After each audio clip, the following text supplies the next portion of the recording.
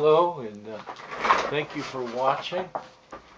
I want to talk a little bit about cross-dressing and anxiety, a bit about myself here in a few minutes. I can't obviously do everything in a short YouTube video, but I've been on the subject in thought of uh, cross-dressing as a sex addiction, and it can be a myriad of so many different things that one can never really pinpoint what goes on. Um, just to say about myself, I've cross-dressed since I was in the late 70s, and so let's start this video again. Okay. Hi, I go by the name of Aleka online here. That's not my real name. I live in the Southwest United States. I've been a cross-dresser since puberty time. I don't really know, I don't have very good recall of my life before 12 years old. As to, there's always this thing, if you started early at 4, like right after you're born, then you're a transsexual, transgender individual. If you develop feelings at puberty, then they say, well, you're not just, but you're a cross-dresser. And so it's something I've struggled with for a long time, and with it I also have anxiety disorder, and that's kept me from getting out of the closet, and I'm married, so it probably sound like the blind leading the blind here. As far as being an inspirational video, I can't offer that, but I just want to, if I can present myself, that can help others in their own quests for discovering themselves and for transitioning.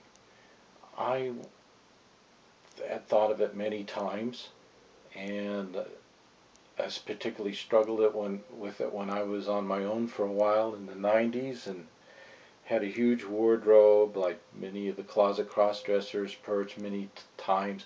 I've had all those habits, all those characteristics. You don't even need to know, because if you relate to that, you've been there and done that.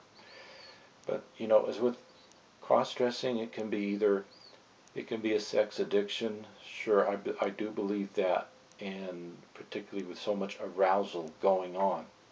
That is just a perverted kind, an awkward kind of sexual addiction, but is. And there is also bits of expressing your feminine side and just expressing yourself. And so it's a crazy mix, and I had sought counseling a couple times for it in the past. I was kind of afraid to go back to the last counselor I had and wanted to seek a new one, because she was kind of opinionated and didn't seem to listen very well, although she said we could go and talk about your childhood, we could discover a lot of things in your childhood, but that's not really going to help her solve the issue. It's just going to give you more knowledge about your childhood. And that, I talked about the arousal issue, and the therapist said, well, yeah, that's a very, very tough thing to overcome. But I won't get into that in this video. Other videos I have here, I talk about it, but I guess I just get turned on by looking at myself and dressed up and want to produce videos and stuff like I have nothing else to do. So anyhow, if there's those of you that are closeted that share some of the same feelings I do, please drop me a line. Love to hear from you. Love to share. As I say, it's a struggle with all the time, and sometimes it's best just to. Sometimes I wonder if it's just best to tell the truth about everything. Now, in addition to saying closeted, I have been out approximately 10 times in my life, and I, up until last summer, was being semi-closeted here around my house, dressing up in the backyard and stuff. So Anyhow, thanks again for watching and take care.